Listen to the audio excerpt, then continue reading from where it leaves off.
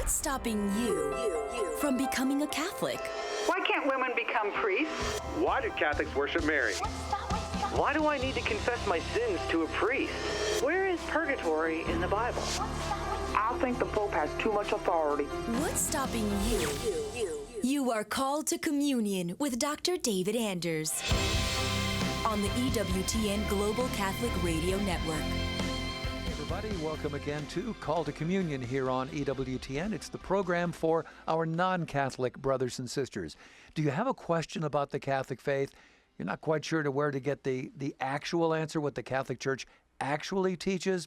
We are here to help. Here's our phone number, 833-288-EWTN. That's 833-288-3986.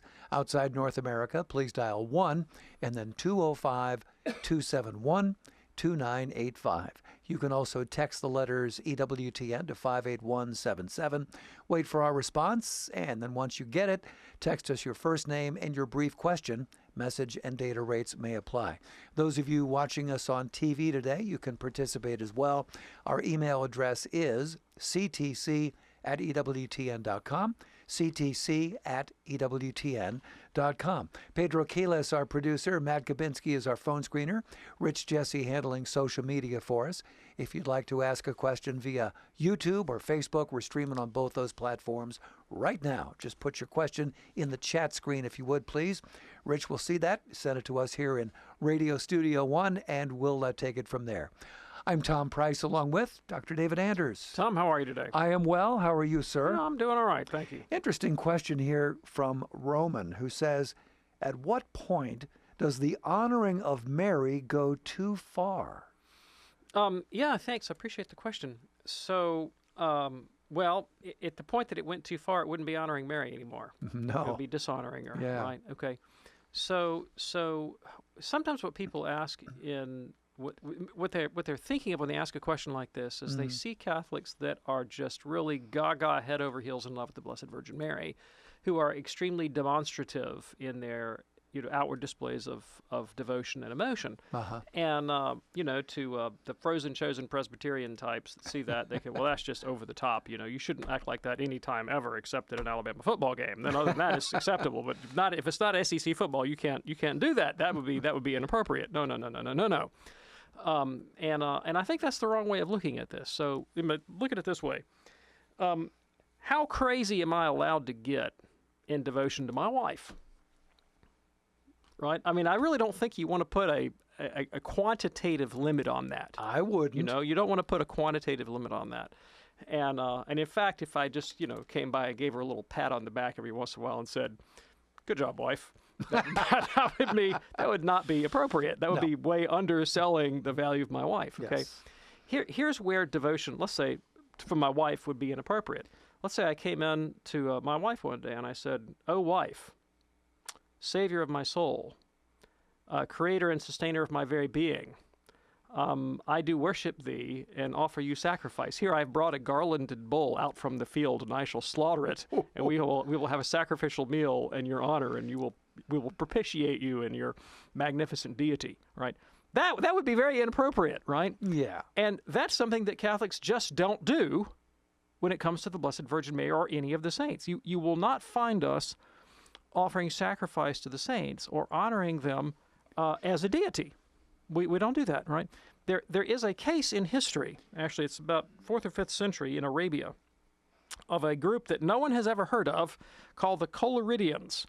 And the reason no one's ever heard of the Collyridians is they sank without a trace, because what they proposed was worshiping the Blessed Virgin Mary as a goddess and offering sacrifice to her. And the church fathers all said, "Nix, no way on that one. No, bud, that's heretical, that's pagan, that's polytheistic. We don't go in for that sort of thing." And so, the one time I'm aware of in history when someone actually did attempt to worship and offer sacrifice to the Blessed Virgin, it sank without a trace. It got blown up like one of those narco speedboats in the Caribbean. Like, gone. Okay, and so what you're confused about is you see Catholics that they bring out flowers and they dance and they sing and they write songs and they write poetry and all the kind of things that you wouldn't object to, again, if they did it, say, at an Alabama football game, or at maybe in respect to their wife. But somehow to the Blessed Virgin Mary, oh, no, we can't have that. Sorry, that's the wrong way of analyzing this. Sure. All right, and Roman, thanks so much for your question. Here's a quick one now from Tammy. Is it okay to miss Mass if I'm afraid I will contract a virus? Okay, thanks. I appreciate the question. This is nuanced, and it kind of depends on the circumstances. So let's say, are you immunocompromised? And so, if you contract the tiniest little virus, what would be a common cold in us, it could be deadly pneumonia in you. Mm-hmm. Well, that's extraordinary circumstances, right? So, I mean, that would be something to take into consideration, to be sure. Sure. Maybe you're not immunocompromised, but maybe you suffer from extreme agoraphobia or some other obsessive-compulsive disorder, so that your level of psychological arousal, your level of anxiety is crippling at the thought of being in public. Well, again, that's an extraordinary circumstance, and it is itself a kind of illness, right, that needs to be treated medically and dealt with and so forth. The long and the short of it is, there are legitimate medical reasons to miss Mass. Okay, if this is a kind of garden variety sort of ooh, icky, they have cooties and I don't like people kind of thing.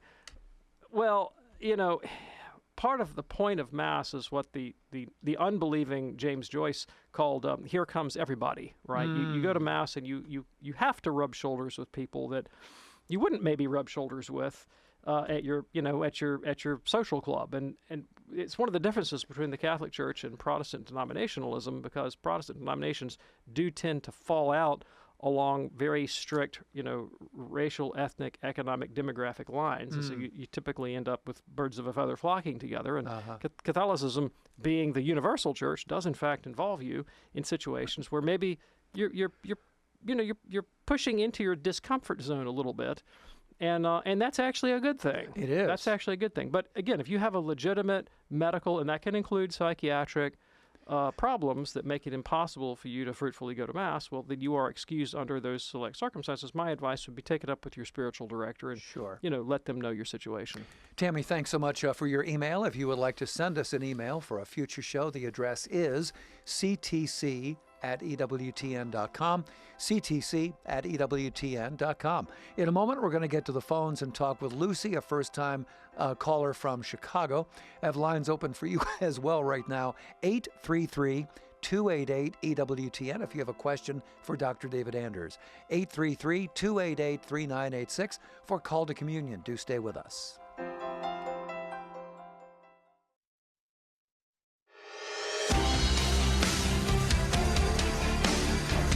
It's Call to Communion with Dr. David Anders here on EWTN. Our phone number, 833-288-EWTN. That's 833-288-3986. Before we get to the calls, let me tell you about a wonderful ebook now available from EWTN, absolutely free. It's called The 12 Stations of the Most Holy Eucharist.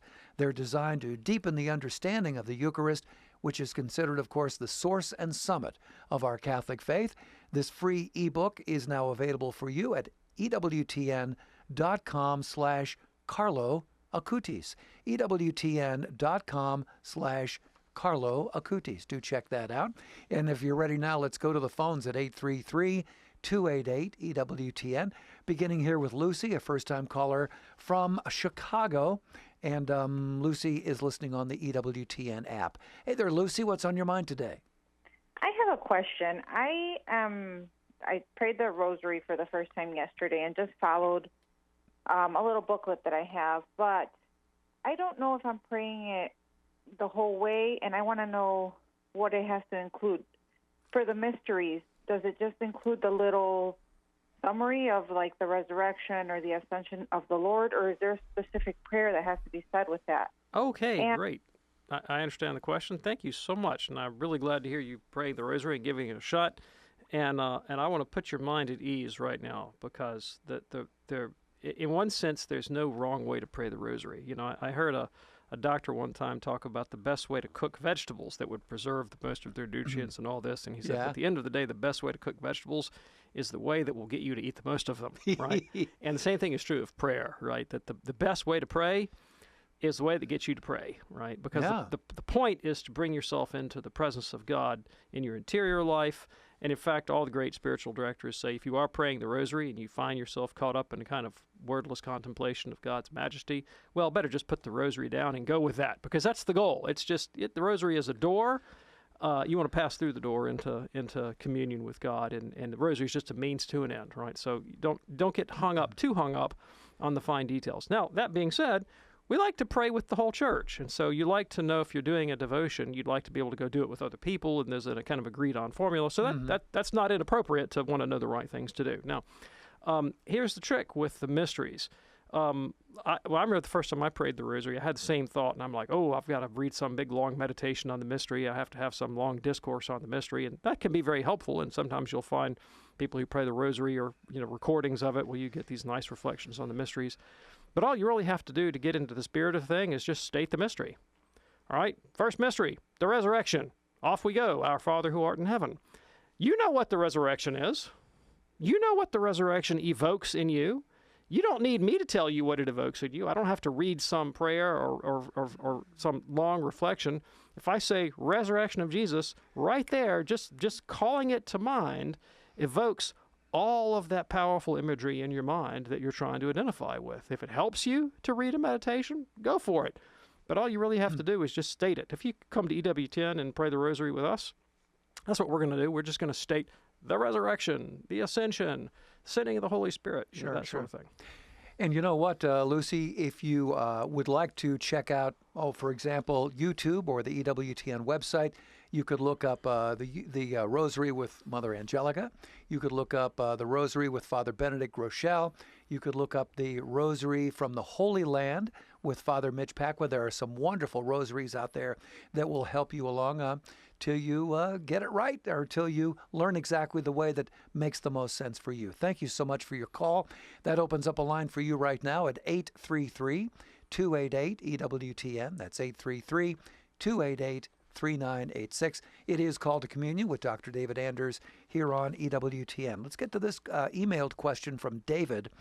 Can we use Eucharistic miracles as evidence for God's existence for atheists? Okay, so, all right. Can you? Sure. Will it be effective? Probably not. All right. Unless it's the atheist that experiences the miracle.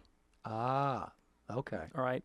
So if I'm an atheist and I go to Mass and the priest consecrates the Eucharist, and in an act of impiety, I ought not to do this. If I go forward in communion because I'm scoffing and I'm balking and I'm mocking the whole thing, and the priest holds up the sacred host and says, "Body of Christ," and I look at it, and it's a bleeding piece of flesh, and 2 seconds ago it looked like a wafer.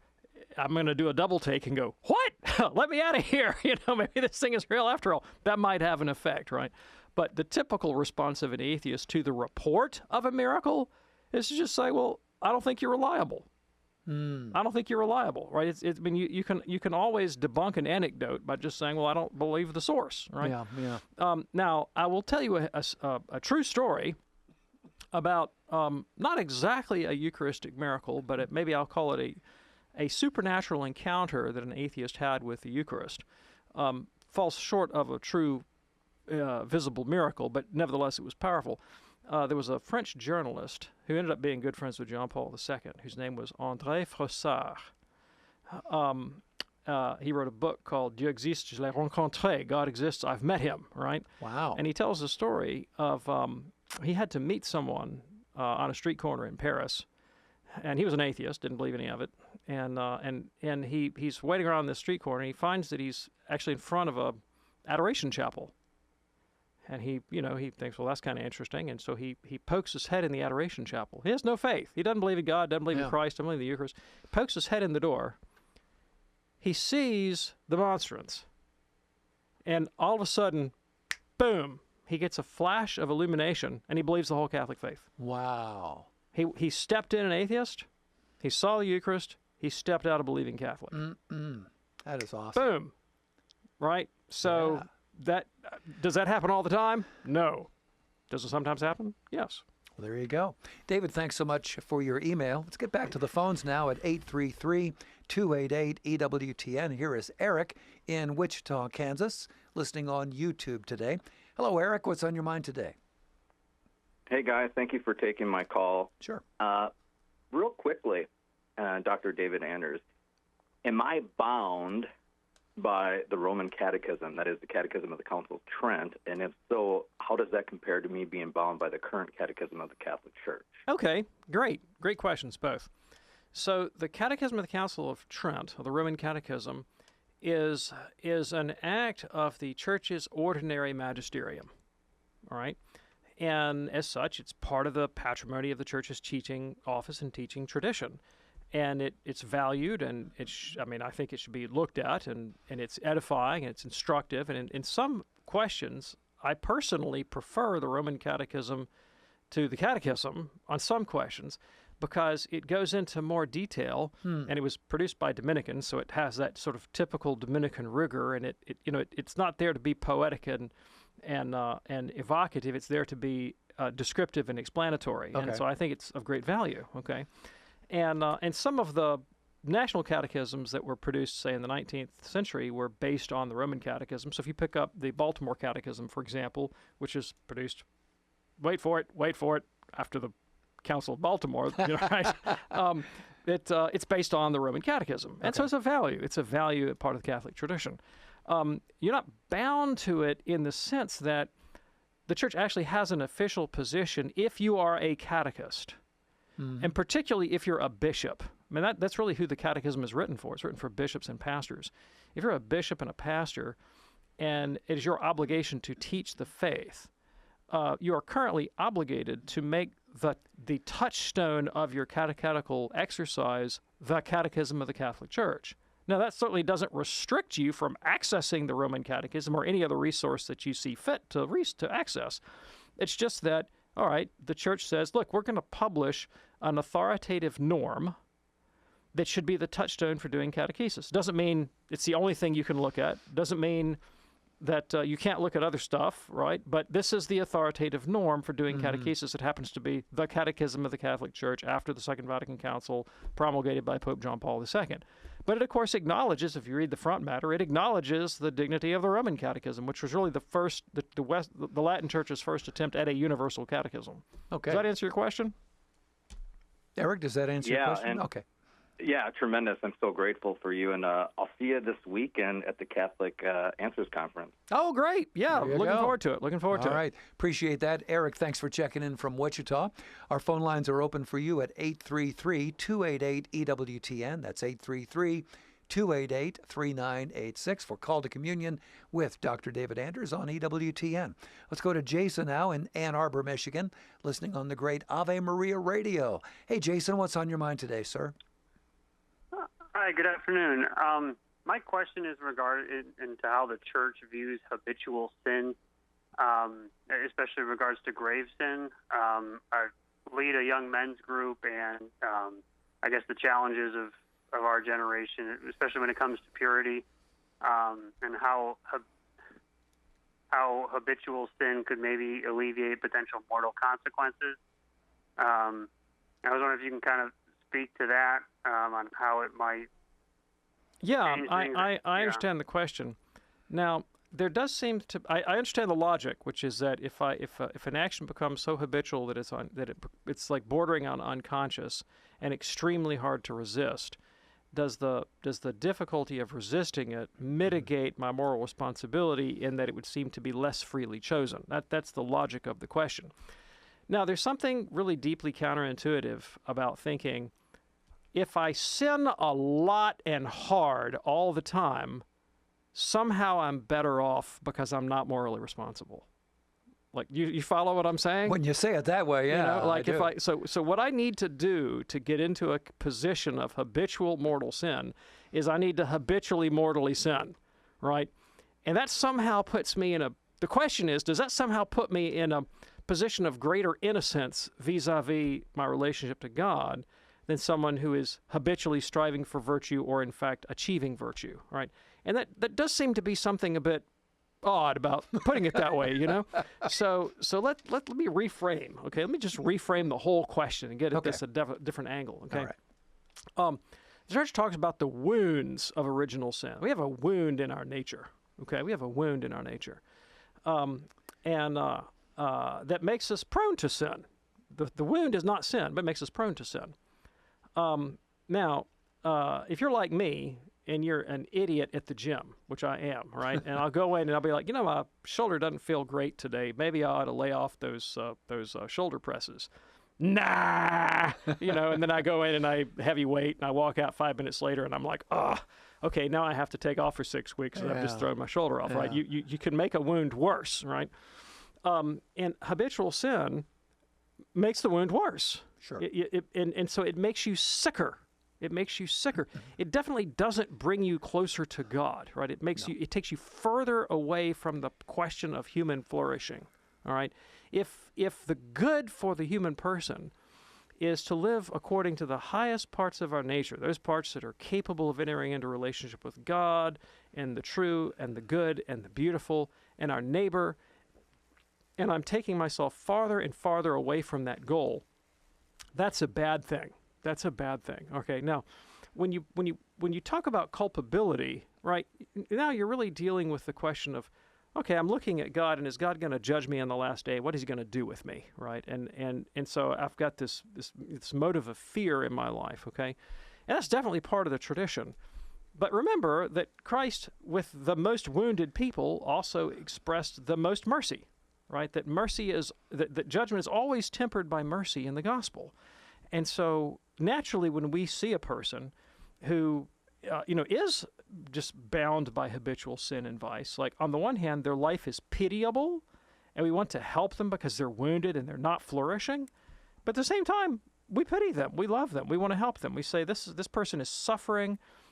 There, but for the grace of God, go I. Take the log out of my own eye. Don't be judgmental of my neighbor. I mean, all those things come into play. And so we should have an attitude of great generosity. And I think that the sinner should be somewhat generous with themselves, though they're not to excuse their bad behavior, right? And not live constantly under guilt and shame, and the confessional is there for that.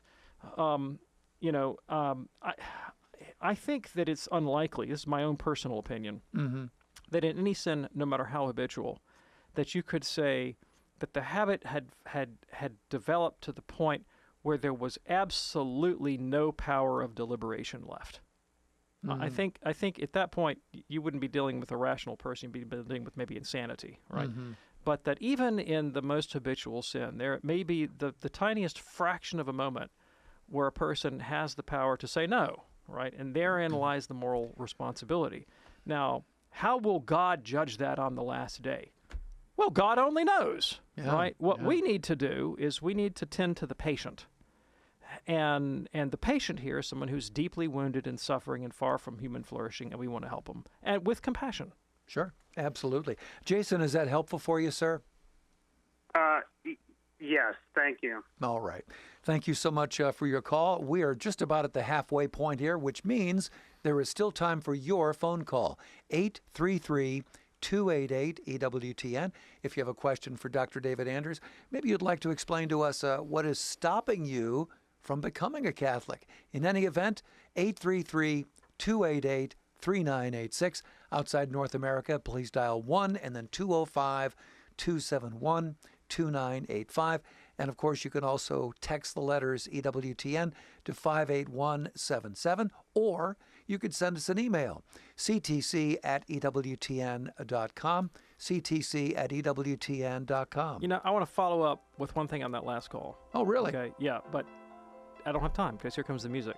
After the break. After the break it is. Yeah. All right. Stay with us. Lots more straight ahead here on this edition of Call to Communion with Dr. David Anders on EWTN. Stay with us.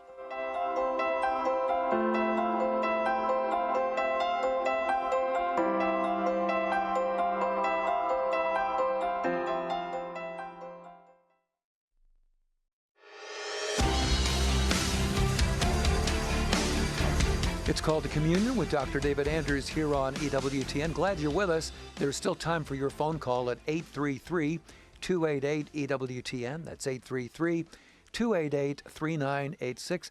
Before the break, we were speaking with a caller regarding sexual fidelity or perhaps lack thereof, and I believe you had a PS on that. Yeah, so the question was about whether habitual sin, which weakens the will, could mitigate the moral responsibility. And I was kind of hesitant to answer that in a straightforward way because it would seem to give a pass to habitual sin or make it somehow desirable to be in a position of moral weakness, and I don't want to present it that way.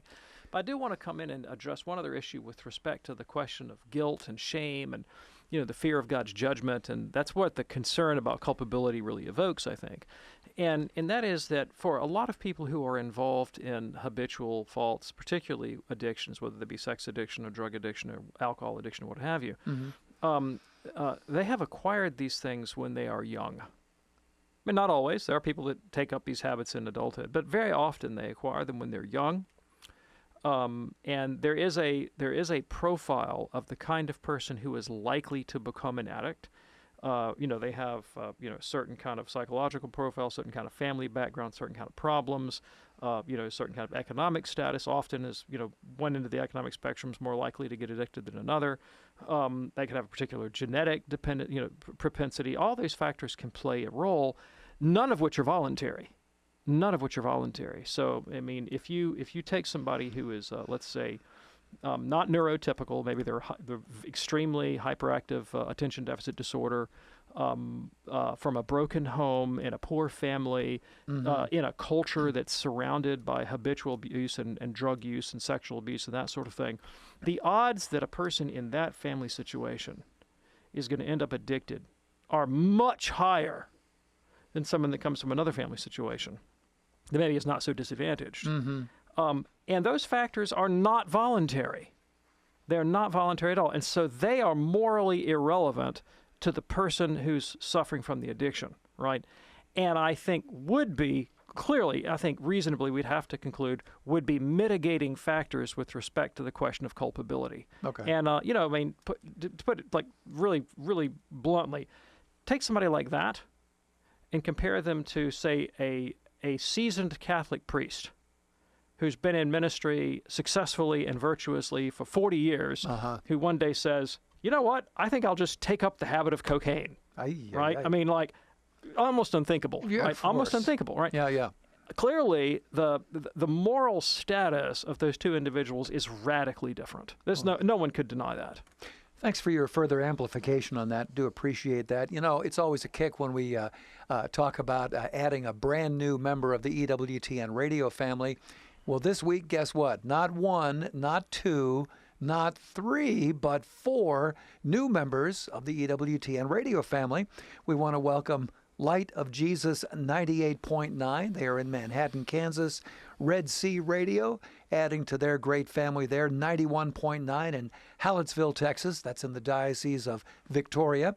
Also Catholic Spirit Radio, 90.5 in Charleston, Illinois, home of Eastern Illinois University, and 94.5 FM in Rockford, Illinois. Welcome to the family from all of us here at EWTN. How about that? 4 new members of the family. I am so excited about that. Absolutely. I love that. Absolutely. Let's go to Josh now, listening in Eugene, Oregon, on one of our very first affiliates, Modern Day Radio.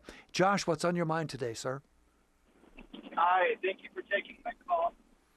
I wanted to ask, what is the theological or philosophical reason for why the Orthodox Church does not accept the doctrine of the Immaculate Conception? I know it has something to do with how original sin is transferred, but I was wondering if you could speak a little bit more on that. Yeah, sure. I think there's several reasons why the doctrine of the Immaculate Conception has not taken hold in Eastern Orthodoxy.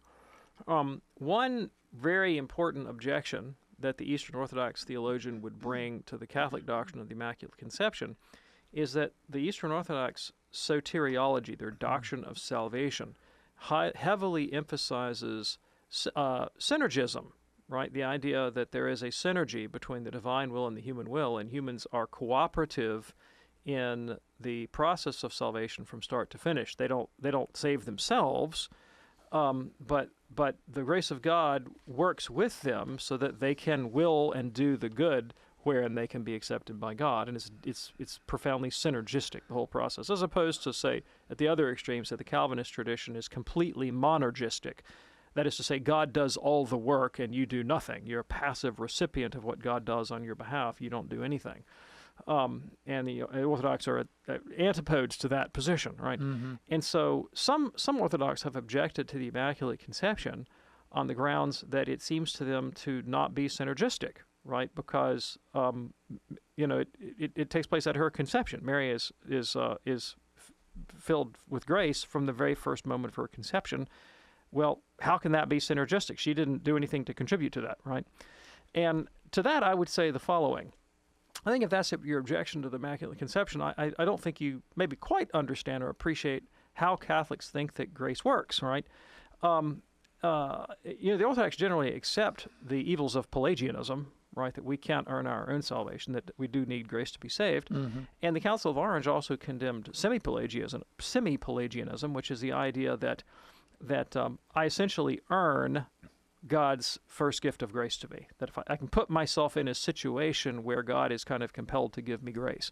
And the Catholic Church says, no, even semi-Pelagianism is wrong, that grace is really, God's completely benevolent sovereign choice to bless the soul with this participation in his divine nature. And baptism would be, say, the perfect illustration of the utterly gratuitous nature of grace. I mean, even the Orthodox baby doesn't choose to participate in the grace and the illumination that's extended to them in the baptismal font. And yet, what grace does is precisely empower my synergistic cooperation, right? I mean, Augustine would put it this way, and Orthodox are of two minds on Augustine. Sometimes they like him, sometimes they don't. But Augustine would say that without grace, I cannot but sin. I must sin, right? With grace, it becomes possible for me to not sin. And in glory, it becomes impossible for me to sin, right? I get it. And his conception of freedom is that, earlier in the show, we were talking about people that are bound in things like addictions, who seem to be incapable of doing anything other than sinning, anything up but sinning, and they're not free. I mean, they're miserable, like in a horrible situation when they are bound by their addiction, and it sort of keeps them zeroed in on this very constrained view of life and experience and shuts them off to love and other people and so forth. And so freedom for that would be opening up possibilities by freeing the will from its attachment to sin. And so grace, in the Catholic way of looking at it, actually frees the will, doesn't bind it or constrain it in any way. So I would look at Mary and say Mary was the freest of all people ever to live. She was more synergistic in her cooperation with God's grace than any creature has been or could be, right? Another objection the Orthodox bring to the doctrine of the Immaculate Conception is the concept of original sin, and so they do think that we're wounded in Adam, but they don't like the idea of this transmission of original guilt. And to be fair, that's really not the way the Catholic Church holds the doctrine. That is the way that Calvinists hold it. They do think that original sin is transferred culpability. The Catholic Church teaches that original sin is not actual sin, that it's sin only by analogy, and that it's not imputable, right? It does create in us a wound that is a tendency to sin, but it's not itself imputable unless acted upon. And then another objection to the Immaculate Conception on the part of the Orthodox would be that this is a Latin doctrine. This is a Latin doctrine. Oh, okay.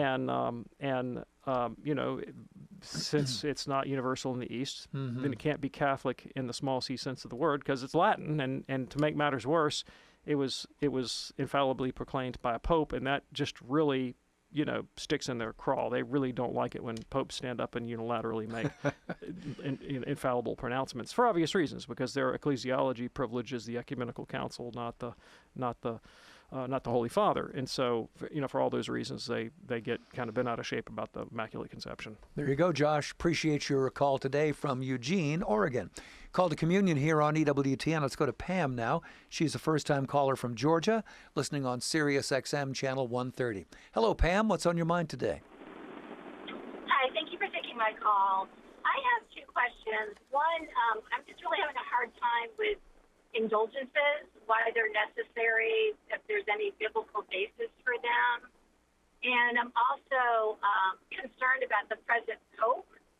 So I'm not a Catholic yet. I was in OCIA. I was very hopeful that after Pope Francis passed away that we would have what I would call left-leaning pope, but due to some events earlier this month at the Vatican, it doesn't seem like that is the case. I'm just very concerned to come under the authority of someone who I don't feel is necessarily aligned biblically with some pauses and stances. So it's really, I'm sorry, my call really is twofold. They're two very separate issues. But no, that's great. I'd love to speak to both of them. Which one would you like me to address first? Either one, it's fine. Okay, let's take indulgences, and since that's the first one you mentioned. So, as to whether or not there's a biblical basis for indulgences, you can't separate indulgences from the concept of penance. Penance and indulgences are deeply linked, together with the idea of the communion of saints. You bring those three ideas together to get a full picture. So first I have to talk about penance before I can talk about indulgences. And penance is the idea that once I've been reconciled to God, so it takes place after I'm reconciled to God. One does not do penance to earn God's reconciliation. No. One does penance after one is reconciled to God. That after one's reconciled to God, that in justice I should make some kind of a stab at rectifying the disorder that my sin brought into the world. And in human terms, this makes perfect sense to any parent, right? Because you have a child, your child does something wrong, let's say, my favorite illustration, I've used this 10,000 times, I'll use it again. You tell the kid, do not throw the baseball in the den.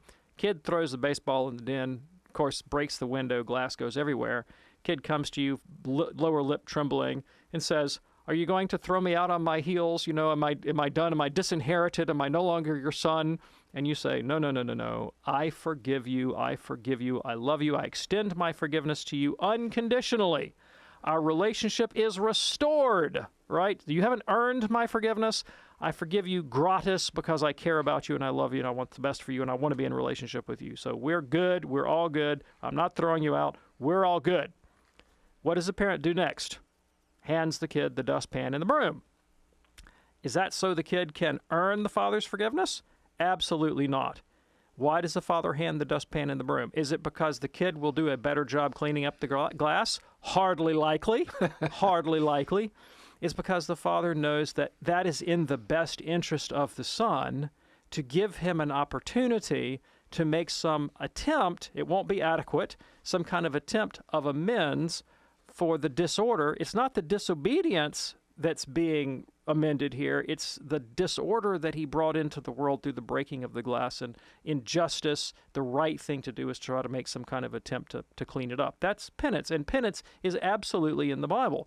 Two passages that I love are 2 Samuel 12 and 2 Samuel 24, both cases where King David does something he's been explicitly told not to do by God.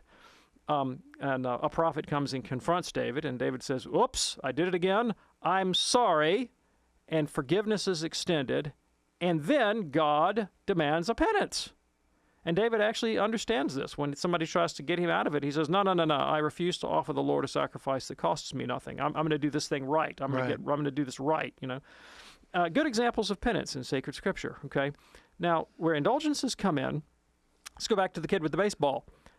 He's sitting there sniveling away, you know, trying to sweep up the glass, and he's making a lousy job of it. And the father's in the other room, you know, reading his newspaper, waiting for the kid to be done. And along comes older brother who's done nothing wrong. And older brother tells younger brother, "Hey, bud, I'll help you with the glass." And dad doesn't object, so older brother helps younger brother clean up the glass, and the two of them get it all cleaned up. You know, fetch the baseball out of the bushes, and then go out and start playing together. Okay. In this illustration, what the younger brother has been gifted with is an indulgence, right? The merit of the older brother coming to help him complete the temporal punishment due to sin. That's what an indulgence is. In the church's history, indulgences were a product of the faithful's imagination, not an imposition from the church hierarchy. You can read about the history of indulgences in the letters of St. Cyprian of Carthage. When people were subjected to penance by the church, they would occasionally go to the confessors in prison who were suffering for their witness for the Christian faith and ask them to write writs of indulgence so that the bishop might lessen their penance. on behalf, for the sake of this other Christian that was suffering vicariously on their behalf. And the bishops said eventually, well, yeah, we'll do that. That's fine. We accept the logic because it's so biblical. Do you remember when God says to Abraham, for the sake of the 10, I will not destroy the whole city? The idea that the righteousness of the few can come to bear on the question of the status of the many and their relationship with God. This is a very deeply biblical principle. It's not only, Christ is the supreme sacrifice, of course, without which there's no salvation, but that nature of vicarious self-offering is not limited to Christ in the Bible. There are plenty of other characters in sacred Scripture who do that. Moses pleads with God. God says, out of the way, Moses, I'm wiping out Israel. Moses says, don't do that. Don't do that for Abraham's sake, for Isaac's sake, for my sake. Don't wipe out all Israel. And God says, okay, Moses, for your sake, I won't wipe out all Israel. Same principle, right? And again, that's the historical origin within the church. Can indulgences be abused? Yes, but here's the dirty little secret on religion. You cannot find any doctrine or practice of the Christian faith or any other religion that is not capable of being abused. You can take the idea of the fatherhood of God and turn it into a horrific tyranny. There's nothing about the Christian faith that can't be subject to abuse. Have indulgences been abused? Yes. Does that mean they can never be used profitably for the spiritual welfare of the people? Does not mean that. And I'm a Protestant convert to Catholicism. I will confess that I do not go after every indulgence available to me every single day, but I have on occasion specifically sought an indulgence, particularly one that inspired me in my Catholic identity or my hope in Christ or my fidelity to my vocation, you name it, right? And one in particular, I remember Pope Benedict issued a plenary indulgence for those that would pray and recite the creed at the place of their baptism. And he's thinking, of course, that baptism is your entry into the church, and so you profess the faith with the whole church, and it really would help you kind of internalize your sense of being a believing Catholic. And I said, I'm getting me that one because the place of my baptism was a non-Catholic church. Oh, yeah. And so it was filled with significance for me to go back there and think, this is the day I became a Catholic, though I didn't know it. And the technical language is I didn't convert to Catholicism, I entered into full communion.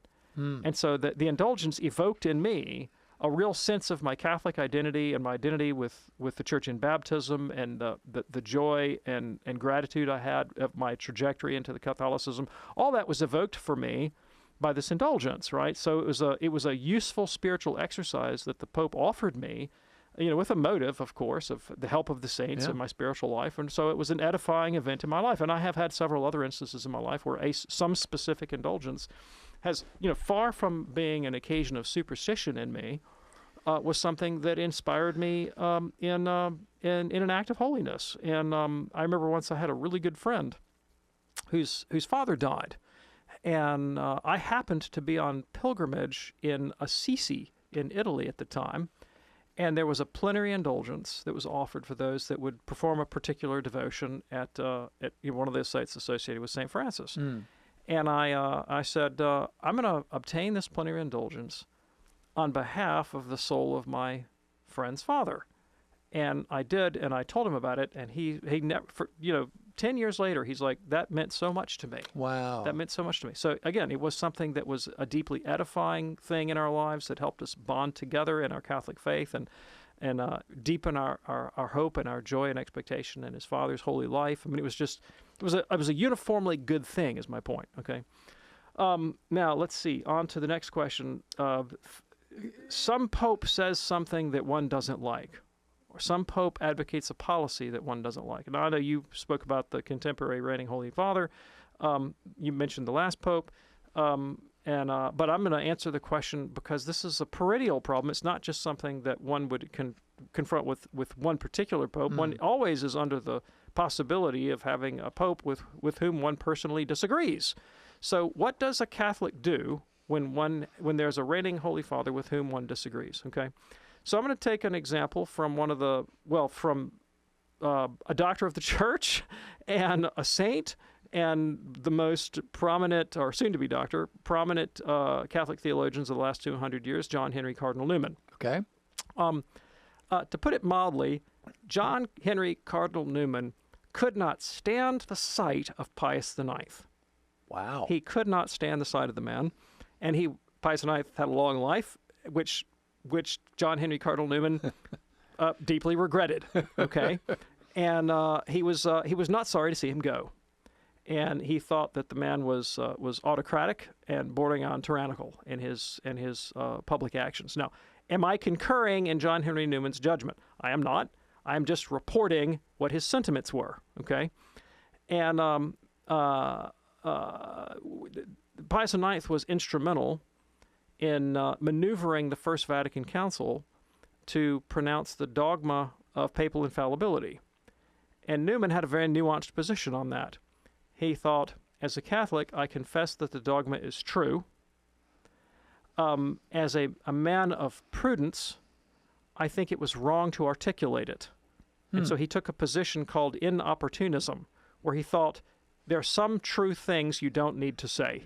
There are good reasons not to answer truthfully when your great aunt asks you what you think of her new hat, right? I mean, you don't have to say every true thing, and he thought there were a lot of prudent reasons why it would have been better to refrain, although he was bound by the definition as a Catholic, which he confessed. Mm-hmm. There are other things the Pope did that were not infallible pronouncements that John Henry Cardinal Newman thought were just nuts, and he wasn't afraid to say so, right? And so in that context, he once wrote concerning the papacy that a very Catholic thing. He said, if one were constrained to issue a toast in matters of religion, which would be in bad taste, he believed, but he said if he were obligated to do so, he would toast conscience first and the Pope second, for conscience is the aboriginal vicar of Christ. And it is good Catholic policy that if any Pope ever asks you to violate your conscience, you are morally obligated to disobey Pope, bishop, priest, president, king, potentate, spouse, you name it. You cannot violate conscience. Now, you should have a properly informed conscience. If you can, you should go out of your way to inform yourself. But at the end of the day, if a pope asks you to do something that violates your conscience, you don't go along with the pope. Popes throughout history have made bad policy decisions that have sometimes been scandalous. This doesn't start with any 20th century pope. This starts with the first one, St. Peter. And we know that he was in Antioch, and he was fellowshipping with Gentile Christians. And then when Christians came from James and Jerusalem that were the hardline, let's stick to the law and not hang out with those Pauline people and that sort of business, Peter, out of embarrassment, pulls back and refuses to fellowship with Gentile Christians. Can you imagine how those Gentile Christians must have felt? Yeah. Can you imagine when Peter had been eating pepperoni with them, and then James's people come along and Peter pulls back and refuses to answer their phone calls and won't take their messages and doesn't respond to their emails and cuts them off. How did they feel? They must have felt like dirt. Sure. They must have felt like dirt. And he was Pope. And what did St. Paul do? He got up in Peter's face and he said, "Bud, you are wrong. You are wrong." And I think, Peter learned his lesson and he came around, right? That was a bad policy move that Peter made, right? Paul did not say, "You're not Peter. You're not the Pope. You're not the Bishop of Antioch. You're not an apostle." He said, "You're wrong." Yeah, sure did. Appreciate that, and thanks so much for your call, Pam. We have just enough time to get to 9-year-old Carter listening to us in El Centro, California on the great JP2 radio. Hey, Carter, what's on your mind today, young man? I'm a girl, and hi, I was wondering, I was at a funeral a few days ago, and a Protestant minister said, he read from the Bible, and he said half-brother of Jesus, and from what I know, I thought that Jesus had no brother, so I was wondering if he actually had half-brothers. Yes, thank you so much. So the Bible refers to several people as Jesus' brothers. Now, that could mean one of two things. It either means that St. Joseph had children from a previous marriage. So some people think that Mary was Joseph's second wife, that his first wife died, and that Joseph had children from a previous marriage who would have been Jesus' stepbrothers. Okay. All right, that's one possibility. Yeah. The other possibility is that they were his cousins, and the word brother is used in a loose sense. Like if you say, hey, brother, how you doing today, right? So it's family member rather than biological sibling. So there are people in Scripture called his brothers. The question is, what is the exact nature of that relationship? And there's different points of view about that. I'm so glad we could get Carter in today. Me too. Yeah, well, thank you, brother. I appreciate that from you. Yo, bro, thank you. Thanks, Carter. We could not get to Fred in Texas. Fred, please call us back on our next show. We'll put you at the head of the line.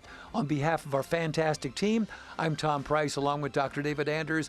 Hey, thanks for joining us today. See you next time here on EWTN's Call to Communion.